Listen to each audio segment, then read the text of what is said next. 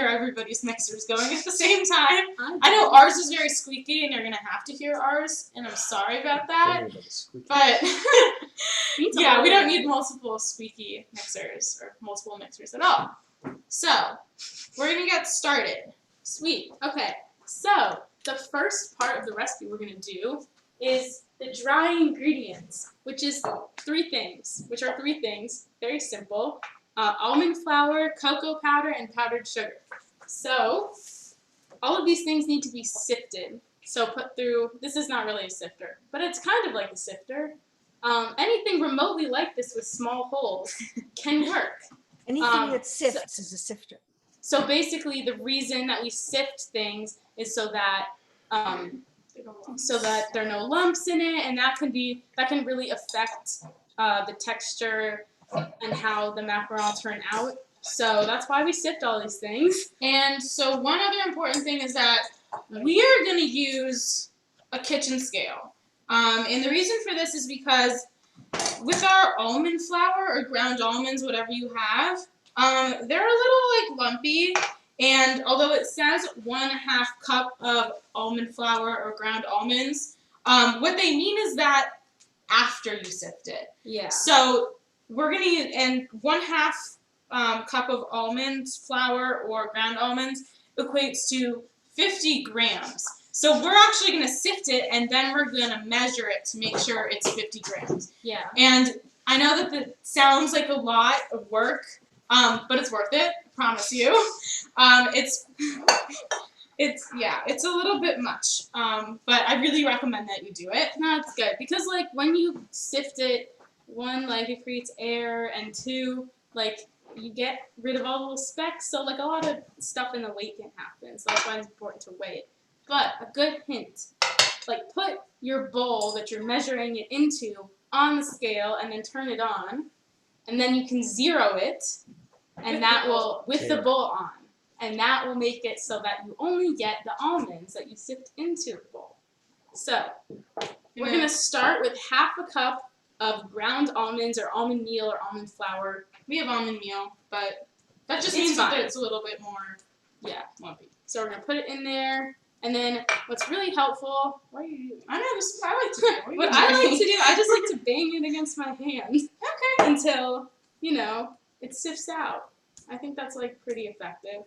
And then sometimes if it starts to get caught, the bottom holes start to get caught by little pieces of almond, sometimes I touch the bottom to just loosen them. And then I keep going. It's kind of a long process, but that's why we're doing it with you. So yeah, because we don't want to just sit here. It's also helpful to see the visual difference is really big, and we can show you the stuff that we actually we'll show you the stuff that we're left with and the stuff in the sifter, and it's just the difference is huge. All right. So, tell them about Paris? Yeah, we will tell them about the first time that we went to Paris. Was the first time that we ever had macaron. We went with our Bubby and Zadie and the rest of our family. It was really cool, really fun. It was my first time ever having macaron, and it was just so different. I had never I don't know. There's no American equivalent to that. It's just really different. And when I came back, my Bubby bought my mom that La Durée cookbook, and so I love French baking, pastries, and whatnot. So it's kind of been a fun hobby of mine ever since I was 11 or 12 to kind of make that kind of stuff. And I have to tell you, French baking is really hard, and I definitely it's kind of my first macaron. The first time I made them, they were kind of a disaster because they're really they're technical. They're very technical. So don't be discouraged. Although I think all of yours are going to turn out just amazing. Because this is a really good recipe. Okay, so now you can see the ground almonds, the brown outer part is kind of left in here, and it's kind of coming to a slow point in trying to sift it. So I think what we might do is throw this part out and then add more, because right now we're at 34 grams, which is not enough. Less than 50. So we're gonna throw this out and add some more. All right. we're not really measuring this out because you can just do it until you see your scale says 50 grams. and then add it If right you in. don't have a scale, you can pour your already sifted stuff into a 1/2 measuring cup, and you can test it there. It's helpful to have a scale because it's really precise and accurate. But if you don't, it's totally cool. Whoops.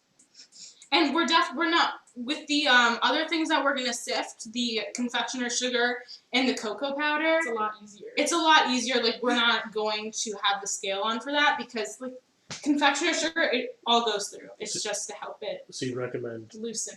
doing the almond flour first. Yes. Oh yeah. Well, that's the only instruction we've given so far. And So- again, to repeat the instruction, it's 1/2 cup of almond flour, almond meal, ground almonds, anything of that nature. How we Yeah. doing? We're almost there. We're at It's 46. very close. I think we're gonna need a little bit more because it's Do you want like, to throw that out? yeah. Yeah. It might This is a taste tad wasteful. Sorry, Earth. Just a Well, little. you know what? This decomposes Yeah. because it's almonds. So I think we're in the green. Sometimes I just like that. Yeah. Okay, we're almost there. 48 grams. Okay, maybe we'll do a little more. No, we're at 50. Oh, well, it's like teetering in between. It's teetering like between. we can't decide. We're gonna Our just scale. that much. I think we need. That much. 50! Yay! Yay! Okay. It's fine. All right. So we're at 50. I hope you are too. You see that took a little bit, but can they see this? We're just showing you like the difference. Yeah. Like, this is really fine, and it just feels like flour with a couple of bumps in it. So the next part that we're gonna do the powdered sugar, and the powdered sugar is actually 1 cup minus 4 teaspoons, which is kind of weird, but go figure. So a good way just to take out the 4 teaspoons, because earlier I was doing this and I was trying to take the teaspoon out of the actual cup measure, and all of it kept spilling around the sides, and it was not good. So I probably lost more than 4 teaspoons. So instead, I put it in a bowl and then just took the 4 teaspoons out there, which is actually so much easier. So I recommend that. So again, we're gonna dump it in, and it's 1 cup minus 4 teaspoons. Or that is 110 grams if you still feel like using the scale, but I promise it's really not necessary at all whatsoever. Okay, now I'm getting powdered sugar everywhere. Yeah, that's why I like to just like mix it around and it kind of just comes out. It's okay if it starts spilling over the sides a little bit because it just matters less. Banging's an exercise. Yes, banging is an exercise. Alright, so yeah, so just remember everybody, if you have any questions, You can just eat the almonds. type up. too. We can repeat that you need 1/2 cup or 50 grams of almond flour / meal / ground almonds. Place your questions in the chat, and I will relay them to our experts. Oh, if anybody was wondering, we're gonna make chocolate macaron. I realized you didn't say that. But maybe you could tell from the ingredients. That we're making chocolate macaron, and we're making it with a chocolate coffee ganache. And Coffee's optional. the coffee's optional, but But I it's really so think it elevates the flavors. And if you're not a chocolate person, or if you're dairy free, you could make it It's like really you could easy fill to it with like raspberry jam. Raspberry and chocolate go together. Or we can give an alternate chocolate recipe. spread or You do chocolate Mhm. spread. Really whatever filling floats your boat. Nutella maybe? Wait, I feel That's like what I was Nutella has dairy. I don't know. I'm not really a Nutella person. For your information, the chat is disabled. Oh, that's Ava. thank you, Sharon. Thank you, Sharon. That was helpful. Huh. That's really helpful. I wonder how that is. I don't know. I don't How know. could that be? That's being fixed Yes. Oh. soon. I'm sorry, hold on. Quickly. Yeah. You can chat now. You can chat now. Thank you. Ooh, this is easy. Yeah. Oh. That's Oh, fine. no. Sorry, this is taking a little bit of time. Again, we wanted to do this with Yes, you. again, we wanted to do this with you. We also didn't want to rush ahead of you. That's bad. So we wanna, yeah, feel like you can. Again, for those baking along with us, or those who want to try the recipe after we're done, share the photos with us, because last time we got some really awesome photos and they were so cool, and people shared what they put in the scones with us, and it was really awesome. So feel free to do that again. What is the name of the cookbook? Ottolenghi. That's not the name of the cookbook. That's his Yes. name. That's his name. No, That's the name Ottolenghi. The cookbook. Yes, Ottolenghi, the cookbook. He has Oh. other So- cookbooks. I think he has one called He has a dessert Jerusalem. one.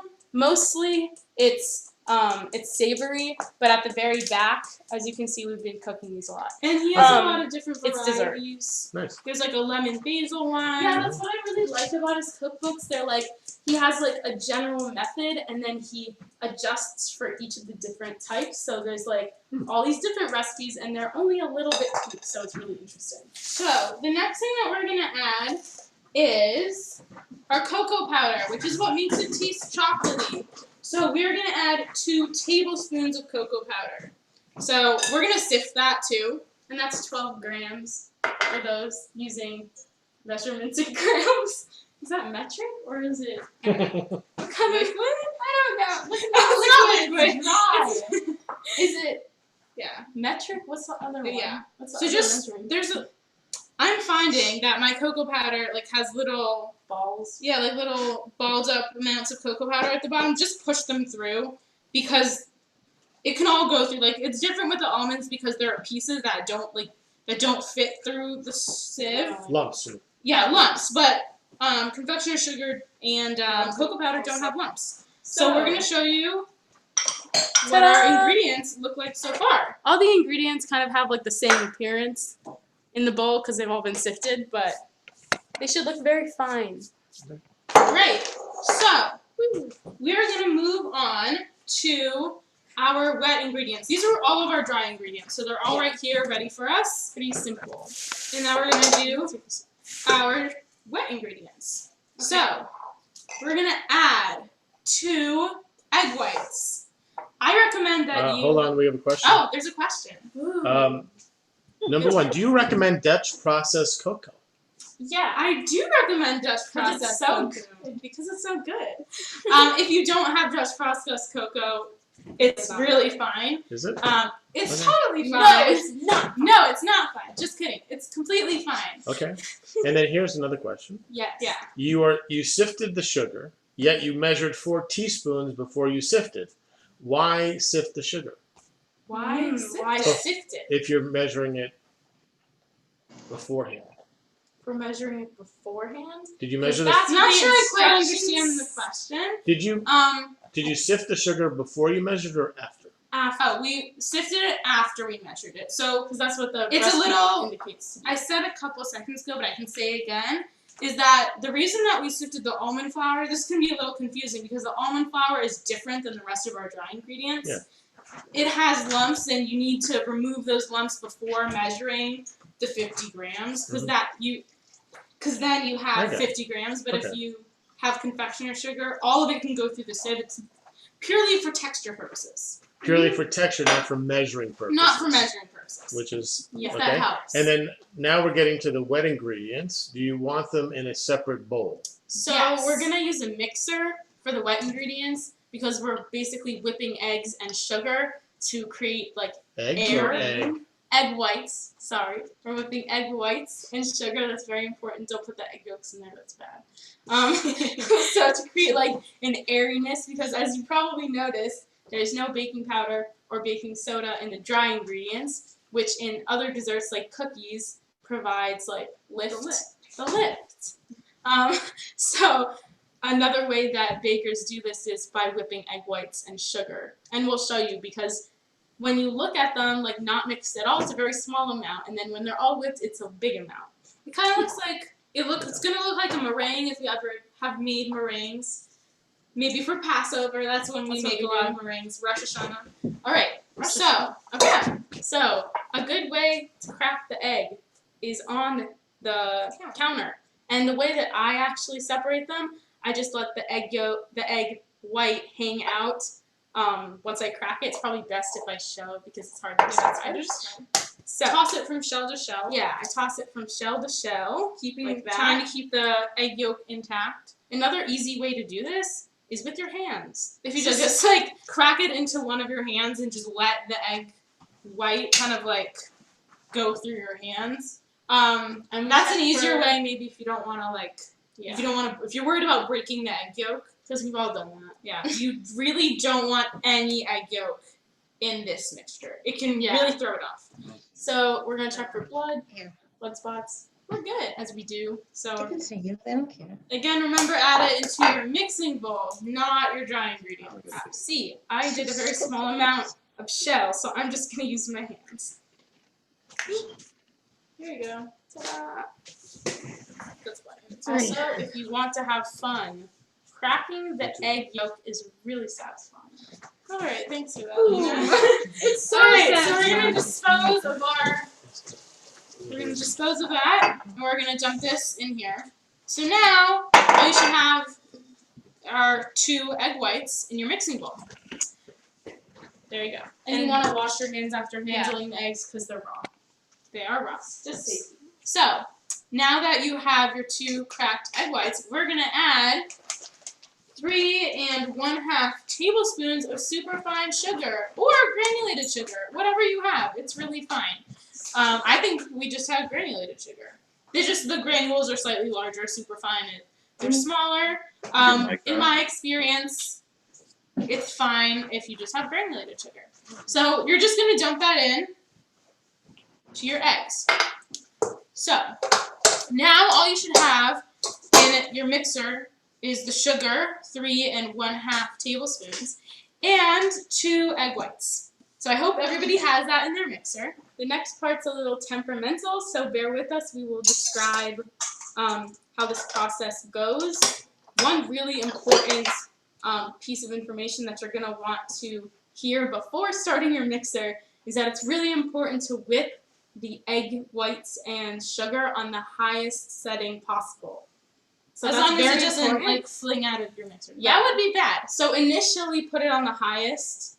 And adjust if it's too much. But this allows for them to whip faster and whip better. So the highest setting we have is 10. So we're just gonna put it on 10, and we are gonna whip it until we see it's like medium peaks. So what that means is that we're actually gonna stop our mixer and show you. And if you mix along with us, then when we stop, yours should be done too, pretty much. So we'll show you what that looks like. They should be voluminous and glossy, kind of like meringue. And if you we're gonna show you, but if you lift up your whisk, it's out of the bowl. The meringue should hold its peak shape. And Peak. also, one more thing, use the whisk attachment, Yes. not the paddle attachment. The whisk attachment. I made that mistake before. Whisk, not paddle. All right, so Yeah. we're gonna go and we're gonna get you the bird's eye view in a second. Would you want to do a break like this? Do you have it in your stuff? Can you do it?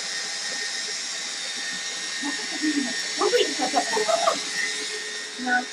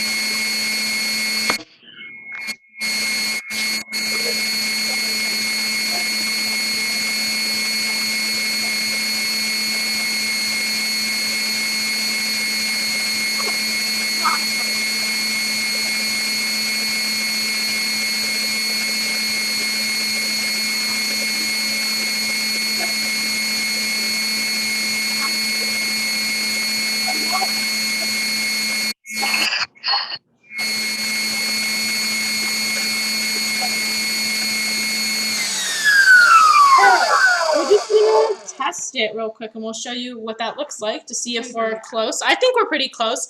We might need a second longer, I'm actually thinking. So, I'm actually gonna remove the bowl because there's not a lot of space. So, yeah, I think Yeah. what do you think? Well, What do you I think? mean, it holds its peak. Hold to speak. I think we're gonna whip it for maybe one more minute because we're seeing a little droopage. You want them to still be wet and glossy, and they are, but I think it just needs It's just not. maybe like one more minute. We're gonna give it one more minute. Yeah. I'm very finicky about this because it's really important that they're whipped. Do we want to answer Kara's question? Whipped too much. And we have one question that we'll answer quickly, and it's about the type of pan that we're using. So we'll show you the type of pan. It's just a baking sheet. A baking sheet. Oh, Abba. They can't see it because it's It's a baking sheet. And the baking sheet does need parchment paper. You don't need to like oil. The You don't need to parchment oil paper. the parchment paper. And we talked about this a little earlier, but we drew 1 inch in diameter circles to guide our piping for later on. I just think it's helpful. So Again, there's 1 inch. they're 1 inch in diameter. Feel free to get on that if you have the time. Alright, Go on about 40. Yeah. Just if you did not hear it earlier. so we're just gonna whip for like maybe a couple more minutes. Or like a minute more.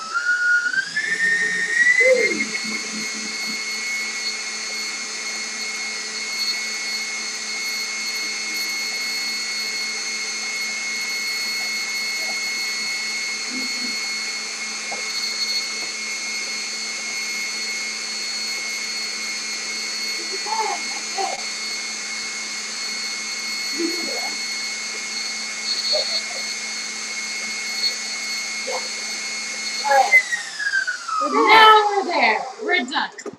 Okay, so So I dance can moves Jason. show you again. I just think it's holding a little bit better now. Yeah. And if you can see, it's nice and white and glossy. So now you're gonna want to bang this against the side of your. That's what I do to get it off. You can use a spatula if you want, but I just think this is easier.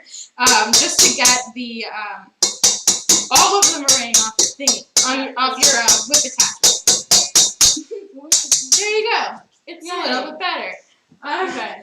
So we're gonna place that aside. That's all of the dry and wet ingredients. So the next part is when we mix them together, which we call folding in this case.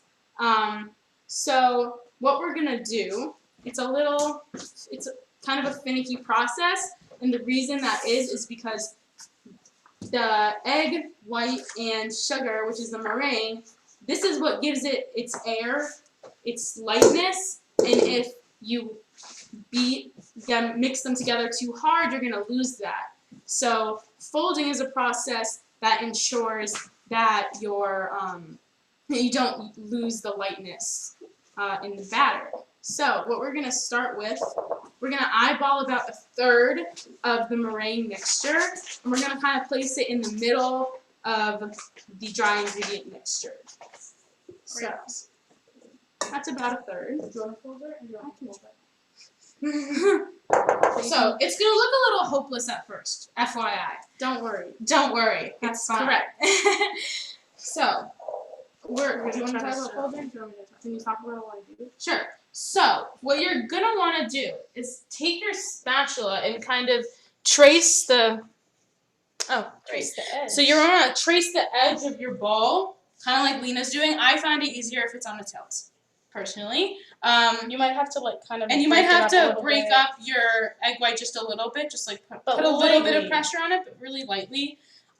We're just gonna coat kind of our little meringue blob in this almond, and then we're gonna add a little bit more. You're not really gonna see them mixing too much together at this stage. It's just gonna take a little time, And you're just gonna want more. and it's easier when you have more. But this is like the initial step. So Wee. They're like little clouds. yeah, and so what I like to do is I kind of like to rotate the bowl, with each. like so ish. Yeah, like that ish. I think that just helps mix everything better together. So So as you go, you wanna like take the excess excess meringue mixture off the spatula, so that you're incorporating all of it. So now that they're kind of coated, we're going to add more of the meringue mixture. Not all of it. We'll add another third-ish, half of what is remaining. An eyeball. So we're gonna do the same process, and you'll kind of see it start to. it will. You'll see it start happening.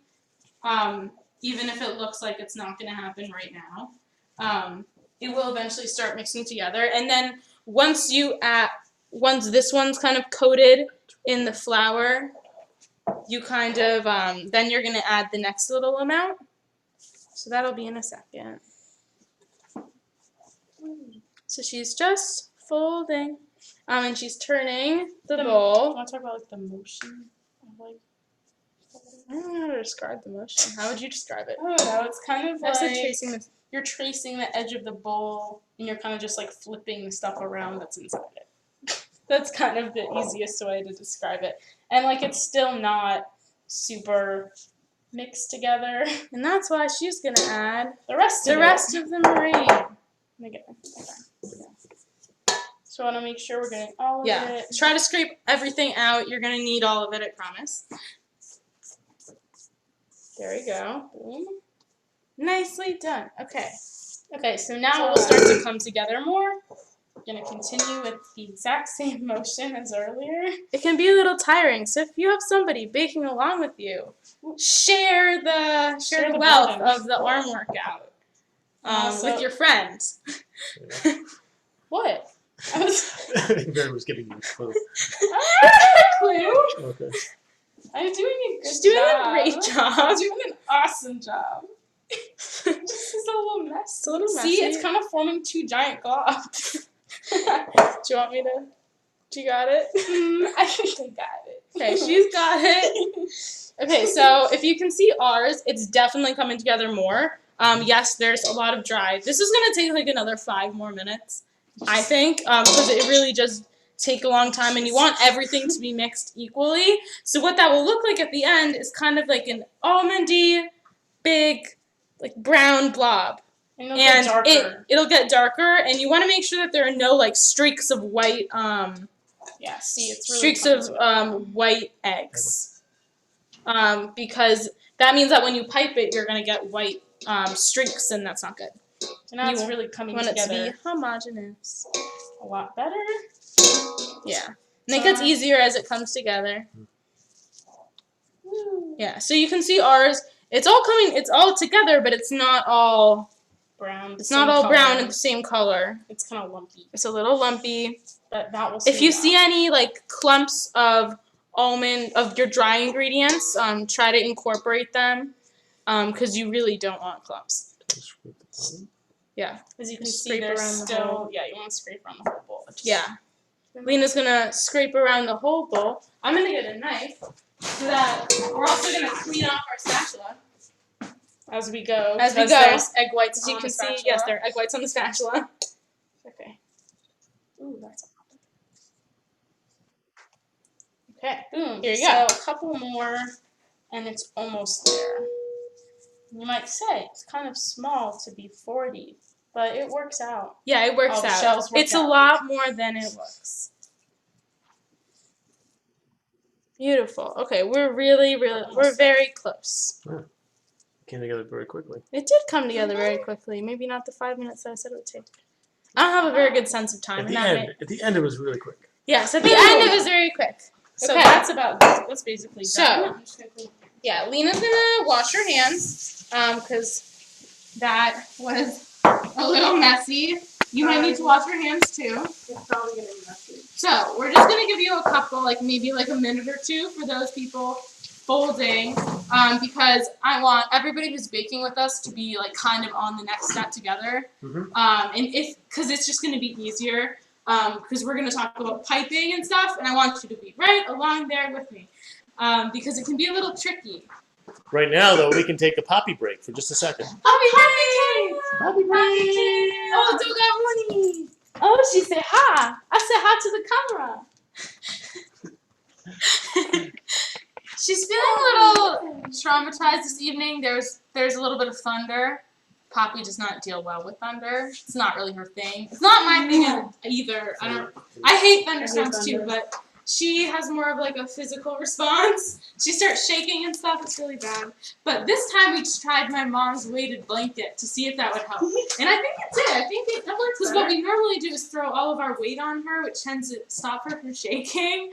So Calms her down. It definitely calms her down. And then we watch something with her. And it usually works. There's this thing on Amazon Prime called Dog TV, and it's like a reality TV show where people come into dog adoption centers and they pick their dog that they're gonna adopt. And Poppy likes it because she gets to see all the dogs. Yeah. So if you're baking along with us, just give us like a drop a note in the chat, or like unmute yourself for a second to just tell us, where or show us where you're at, just so that we know. Corey's ready! Yay! Okay. Yeah, just let us know if you need a little bit more time. Okay. Yes, signers. Awesome. All right. I can see Samara and Jason folding. Folding. Yes. I'm sure they're doing an amazing job. Yay! Okay.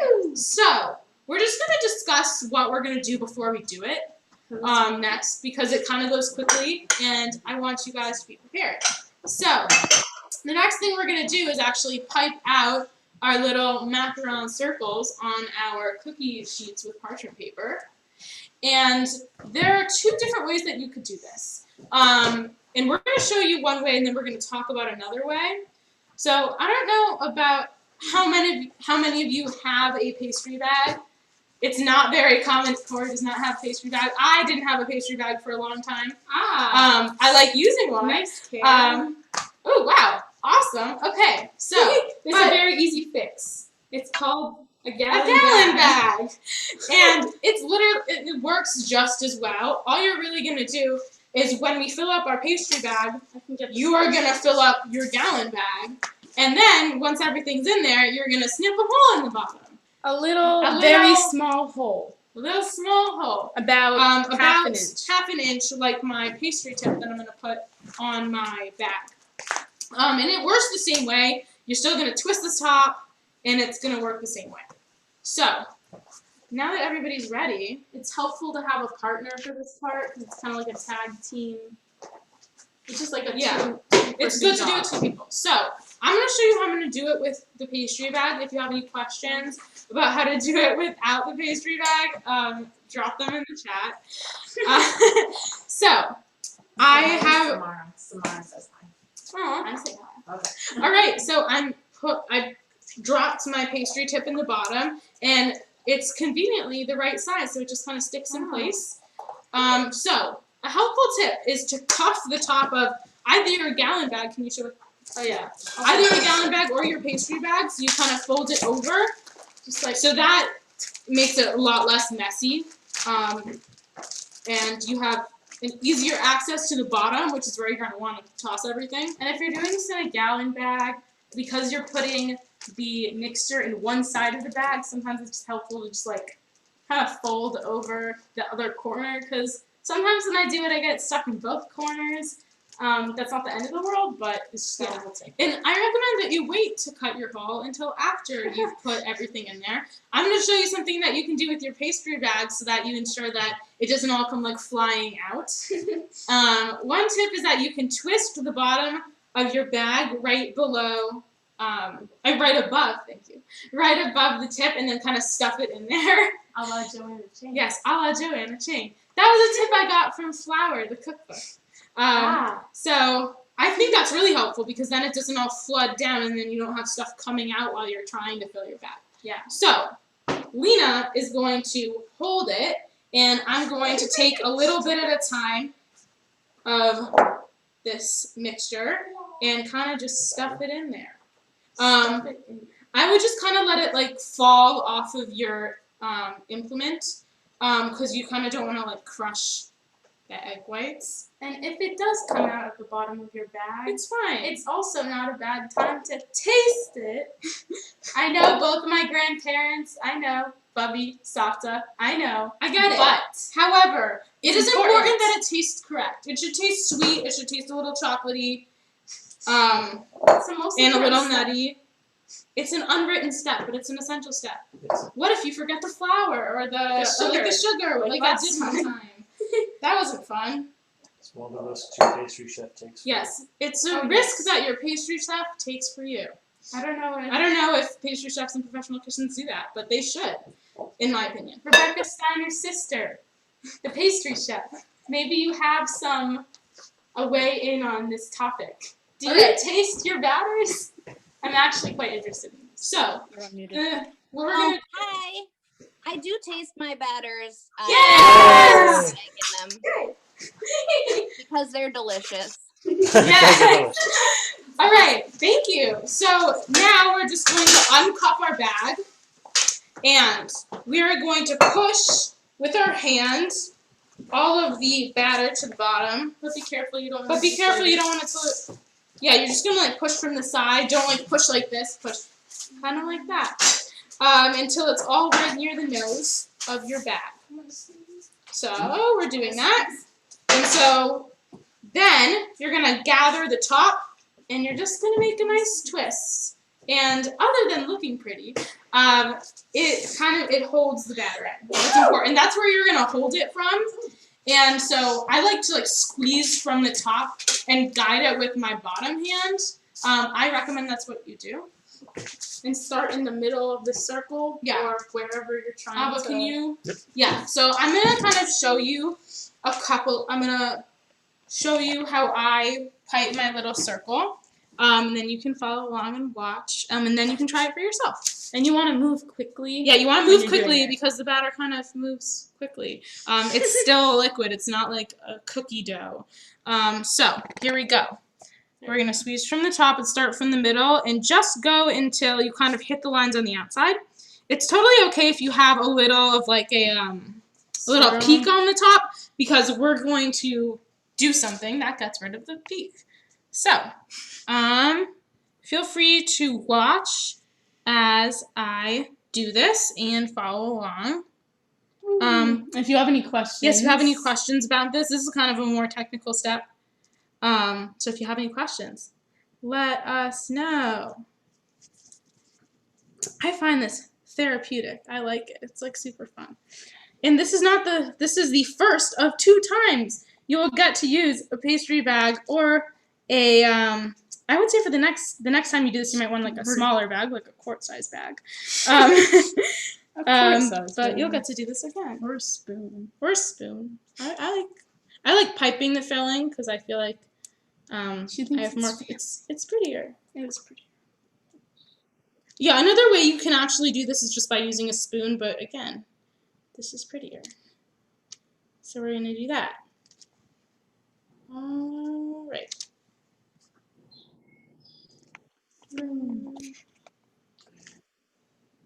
In the chat, In the chat. To use an instrument to draw did the you use an circle. instrument to draw the circle? Well, what we did, we just conveniently have, in the era of COVID, this Trader Joe's grapefruit hand sanitizer spray that is conveniently about 1 inch in diameter. And that I really recommend, I have to say. Yeah, it's very nice and it smells very good. And it's really great if you're like going right out of the store or something, and before you get in your car, you can do your hands with that, so you can take off your mask. And I it's recommend. okay, although I'm plugging for Beth David to be sponsored by Trader Joe's. This is not a sponsored advertisement.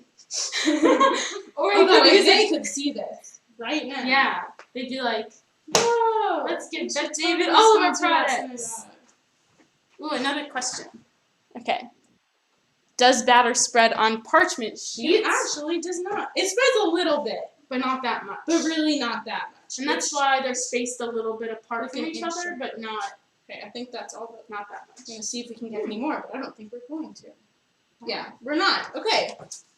So we have piped all of our batter. We got a little bit under 40 this time. It really depends. Some of them are a little bit larger. So the next step is we are going to kind of slam our, not slam, don't slam it, bang, lightly tap, whatever you want, our cookie sheets against the counter. That kind of gets out the air bubbles and kind of smooths down the tops or little peaks that we created when we piped it. So just do it like a couple times. Hold on to your parchment paper when you do so it doesn't go like flying everywhere. We have another That question. would be bad. And we have another question. Ooh, something you can do is make a Ooh, cardboard yes. template of the circles to Wow, slide under your nice. parchment to reuse each time, so you don't have to redraw Wow. circles each time. Wow, Cheryl Cheryl Persky. Persky, that's such a good tip. Wow! Thank you for that. I've never thought of that before. It's better than graphite on your. Yeah, the pencil won't kill you, but Yes, it will. yeah. So And I want to share a tip from Vicky Cathcarts. She texted me, and she said, "Good moms let their children lick the beaters on the mixer.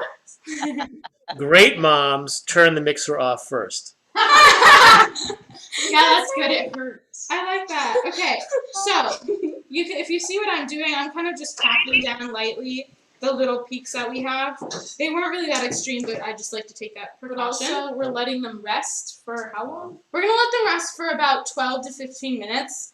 And what that does is, at the end of those 12 minutes, you're gonna be able to touch lightly the top of your cookie, unbaked cookie, and you're not going to be able, the batter won't stick to your hand.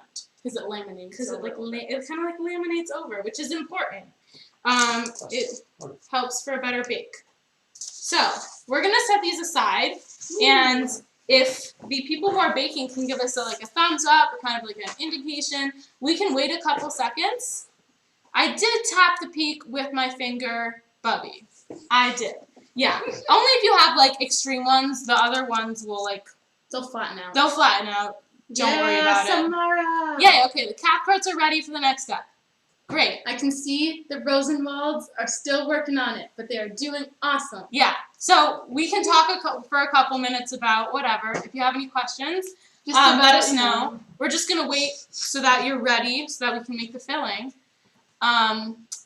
What shall we talk about? We can talk about Paris, which is such a fun city that I'd love to visit again. Yes, except for the anti-Semitism.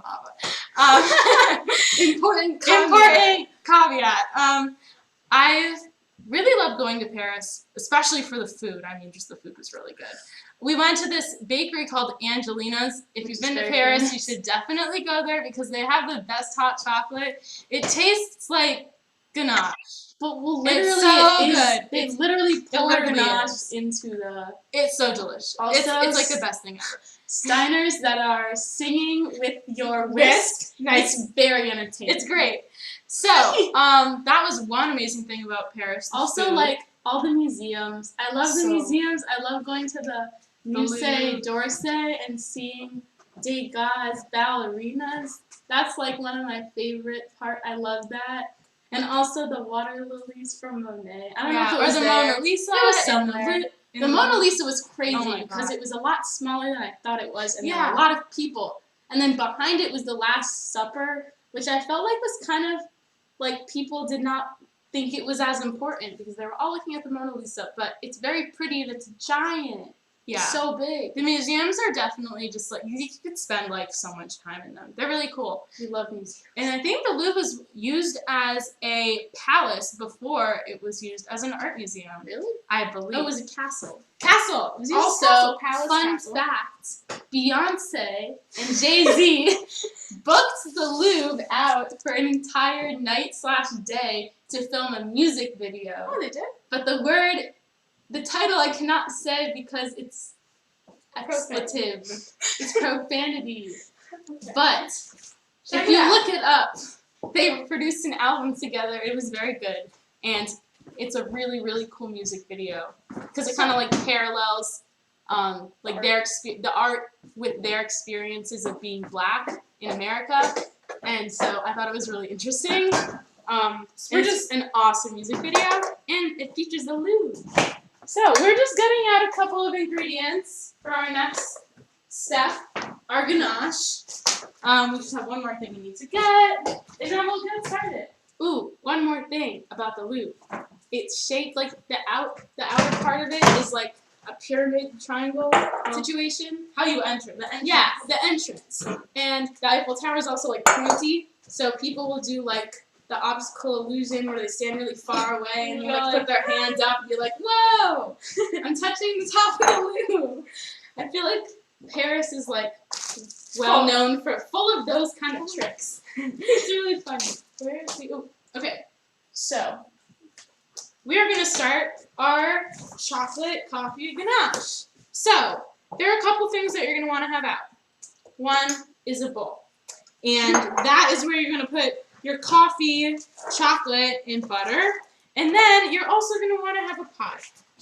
If you have a pot that you can pour things from easily, I recommend that you use that because you're going to be pouring your heavy cream over the other ingredients, and it's just easier if you have this type of pot, but if you don't, it's super cool.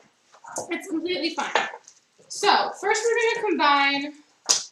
We're not going to do that first. First, we are going to measure out our heavy whipping cream, and we are going to put it in our pot. So, we need 3.5 tablespoons The same amount of heavy cream. So, Lena's going to measure those out for us. Ooh. And so what we're going to do after we measure that out is we're going to put the pot on the stove. And we are going to basically let that heat up until it's just starting to boil. So it starts to like froth a little bit. It'll get like little bubbles and stuff on the top. So that's a good sign as to when it's done. It's gonna take a little bit though. So in the meantime, we are going to combine the stuff that we're gonna be pouring the cream over. So the first thing is chocolate. Yay! Yeah. Wait, what size flame did you put the cream on? I'm sorry, what? What size flame did you put the cream on? Like Just how- like medium flame. You might want to like head over there and mix it every every minute or so. It's pretty low maintenance in my opinion. It shouldn't burn. It takes like 2 minutes. It takes like 2 minutes, so we're gonna do this in the meantime. So you are going to need 2 1/4 ounce of dark chocolate or any chocolate. I mean, I would use dark chocolate. But if you don't have dark chocolate, it's cool. And I would break it up into smaller pieces because these are pretty big pieces, and to help it melt faster, smaller pieces will be advantageous. So we are going to break these pieces up. Now we can explain like the reason that we're heating up the heavy cream is so that we'll pour the heavy cream over all of the ingredients. Ooh. We have a question. Before I answer what I was How talking long about. do we have the macaroon for? Like how long do we rest them for? Or how long do they bake for? And we need to talk about preheating our ovens, which we should do in a second. I think we'll. I guess I missed that we were resting the macaroons, so I'll let them rest now.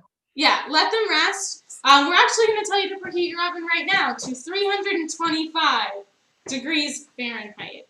I forgot about that for a moment. I'm sorry. So, 325 degrees Fahrenheit. So, you should have your chocolate in your bowl, 2 1/4 ounces of dark chocolate. And the next thing we're going to add is 1 tablespoon of butter. And as I was explaining, like, we're breaking all of these things up into small pieces because we're going to pour the heavy cream over it, and that is what's going to help it melt. And Sharon Kaiser just asked a question about dark chocolate chips. Yes, can be used. That's awesome. Dark chocolate chips. Go for it. And again, it's 65 grams of dark chocolate or 2¼ ounces, whatever measurement fits your taste. And so, we also cut up our 1 tablespoon of butter into like smaller pieces, again with the chocolate. I think it helps. Yeah, why don't you turn it down a little because we're not exactly ready. All right, so the last thing that we're gonna add, this is optional, but I think it really tastes good. It pairs really nicely. We are gonna add 1 tablespoon and 1 teaspoon of instant coffee into our bowl. And you want to make like, they'll be like kind of grounds, but you don't want them in like big chunks. Just FYI. Ish. I think you just add it in. All right, so you should have your butter, chocolate, and coffee powder, instant coffee powder, all in your bowl. And our cream, I think, is ready. So Lena is going to pour it over those ingredients. Okay. I have a spoon, and once you pour it in, you're just going to start mixing it. You fill it with hot water. So then I'm going to. She's now. So after you pour it over, you're just gonna mix and mix and mix. The issue with this is that sometimes if your cream isn't hot enough, and usually it isn't hot enough to just melt everything instantly, which is don't worry about it because that usually happens to me when I do this. So what I do is I fill that same pot that we were using to heat up our heavy cream, and I filled it with water. So then we're gonna put this on a double boiler, which means we're just gonna put this bowl over our hot pot of water, and the steam and the heat are gonna help this melt more. So I can move the camera. We're gonna move the camera, or the cameraman will move the camera. You wanna make sure everything is mixed together, and that takes time. Patience, my grasshopper. It will work out. It will be fine. Yeah. So you can see I'm just mixing it. If you don't want to double boil it, you could heat it in the microwave for 10-second increments and then mix it between each increment. I don't suggest you do that. Because, yes. Cheryl, you could warm that in the microwave. I just prefer not to, personally. I like it better this way because then I can monitor exactly when it's done. Those are cheaters. You're not cheating if you use the microwave. I do that all the time in other recipes. But a ganache can be finicky. Make sure that you get none of the water from your double boiler should be getting in your ganache. That's important, or else it'll ruin it. But it would be really hard. I mean, I can't imagine how this would happen. If it did happen, you should start over. Alright, so, yeah, this is going to take a second. I can feel the heat coming from my pot, which is a good thing, but turn it down if it's too hot. Maybe I might turn it down just a little. Yeah, because clearly there are still chocolate chunks and some butter chunks, and you really need to make sure it's all mixed together. So if anybody has any questions, just feel free to ask. This is going to take a couple minutes. Yes, Sharon, Ooh. it will be on the Beth David website, the YouTube site. If you want macarons And can to be you parve. can you make them parve? Yes, you can make them parve. See, okay. The thing is that ganache is primarily made up of dairy ingredients. The butter and the cream are really important. So it's kind of hard to sub non-dairy creamer in my experience. However, I'm guessing that you could. And I would also say that there are tons of recipes online for parve ganache, and they basically just use an almond milk of your choice and then chocolate. You could also just use a different filling. Raspberry jam goes very well with chocolate, so some people don't like fruit fillings. last year I made a lemon curd and I kind of hated it, so I threw it out. It tasted right. I just didn't like the taste of it. I just don't like that kind of taste. So I'm very much a chocolate person, and I thought that adding the coffee would kind of give it an elevated flavor, and it wouldn't just be chocolate on chocolate, which I'm fine with, but other people aren't fine with. So we're getting there. It's coming together. It's happening. And after this, we are going to show you how to fill your macaroons. We have already made some. So we're just going to show you, because yours will be going in the oven when we're done with the ganache.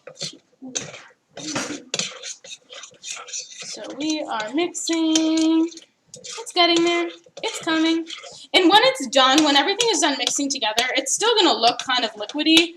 But if after you mix it all together, you're going to let it sit out for, I would say, about an hour. Sometimes it takes less time. And then it will be nice and thick for you. And the macaroons will probably be done in about an hour too. No, it's about, yeah, we do. Yeah, so it's almost done. It's almost done. Another cool thing about Paris is that you can do lots of walking there. We did lots of walking there. We walked all the way from, so we had lunch at the Eiffel Tower, and we walked all the way from the Eiffel Tower back to our hotel, which I have to, it was a long difference. And we walked down the Champs-Élysées, which is like a big avenue for walking in front of the Arc de Triomphe.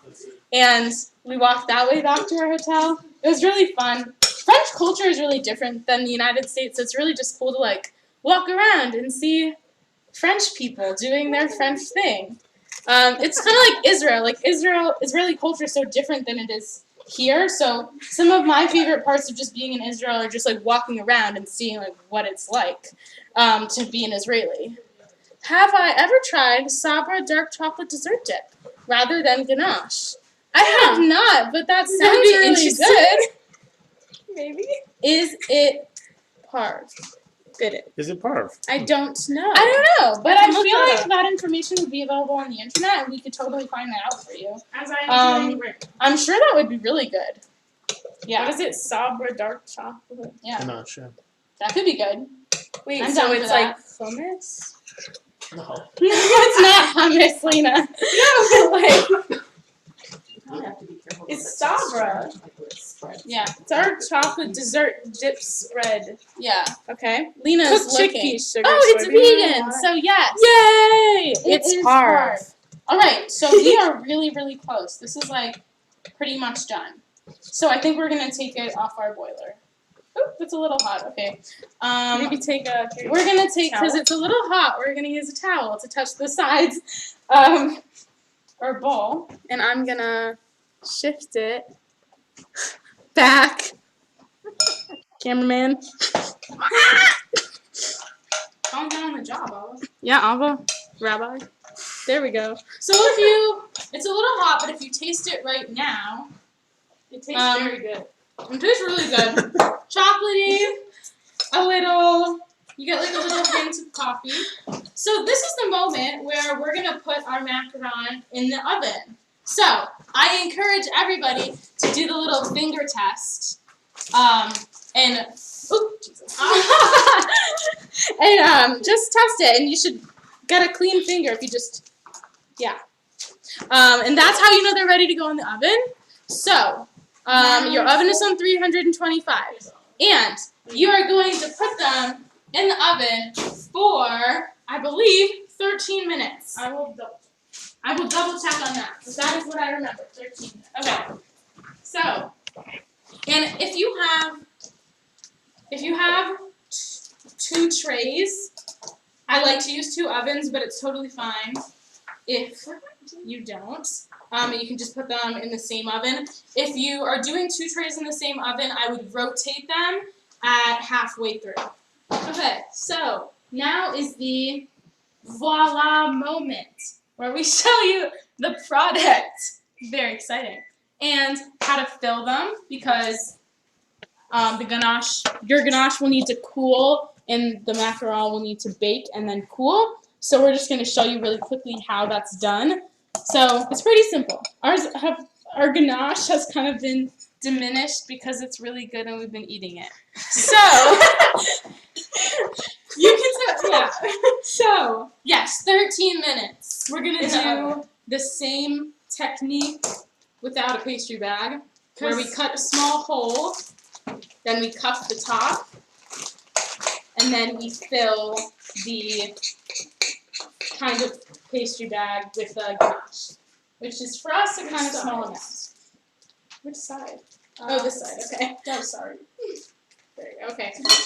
Well, we're probably not going to fill all of them because we've kind of eaten half of it, and it's too bad. But it tastes I just like really to point good. out that it was not me who ate it. It was Excuse me. I told them not to eat it. They didn't listen. So it happened. Fine, blame it on me. I will. All right. So, boom. It's nice. It's in our pastry bag. Yay! Our makeshift pastry bag. So this part's really like self-explanatory. You want to pick? See, even though we This is a good even though we use circle guides, they are still of varying sizes. so I would pick two that are about the same size. And then you're gonna take 1/2. They're about the Yeah. same size. Ish. 1/2, and you're gonna put a little dot Of ganache in the center. What's the center? okay, the kind of center. And you want to make sure that when you press it down, it's gonna hit. You're gonna it's gonna like kind of spread out, so it'll be near all of the sides. Kind of. I'm gonna do another one as an example because that one does not look as great. You do a little bit more. I would do like a chickpea size. Big Again, chickpea. with the what? Okay. Yeah, there you go. Legume estimates. Yes, with the legume essence. So, Lena, do you wanna? I'll show it to the camera. Show it to the camera. Ta-da! Beautiful, beautiful. It's pretty and Here's another filled. I'm gonna show you another one. It tastes very good. Ooh, It's here- okay if it's not like completely around. Like it's probably fine. I have a tip though, if you like extra ganache, which I mean I do. Okay, so we're gonna come up close for this. If you can see the bottom, what I like to do is you can press really lightly with your thumb down, and it kind of starts breaking right here. So then you have like kind of like a little indent. And what you can do is you can pipe it in that indent, and then you have more space for filling. Another question. Oh, it's just a comment. Oh, it's a comment. Oh, thank you, Bubby. So, when you take them out of the oven, it's important to let them rest for a while. I like to rest them for at least 30 minutes. Don't touch them at all. Because they're really delicate, and if they don't rest, they fall apart. So make sure that you let them rest Resist the temptation. yeah, resist the temptation to start poking at them. Don't poke at them. It's very hard. You can do it. It's hard. But just let it rest for about 30 minutes, and then you can fill them. I think that since you guys finished your ganache about like a couple minutes ago, you might have to wait a little bit till your ganache firms up. But Don't poke the cookie. Oh, Poke the thing. aw, thank you. So, we have plated them on our our great grandmother's China teacup collection plates situation. You can't really see the background, but they're very beautiful. All different patterns and colors. So, it looks very adorable. and So- when you guys are done, find a fun plate and take a fun picture of your finished product. Send them to us. Yeah, send pictures to us. We really like to see last time what people put in their scones. It was Add really it. interesting. Yeah. All right. It's okay. All right. So, I hope that you enjoyed baking with us. If you guys have any further questions, just let us know. I hope that we were a good guide for you. I know that these can be like difficult, and hopefully everything will work out for you. But if it doesn't, don't be discouraged because you can just make them again. And it requires practice. Fun practice. Yeah, so now it's the taste test. And if you have suggestions for other things for Lena and Vera to bake online, send them in. That's good. Yummy. Oh, we should update about all the garden thing. We don't have any more.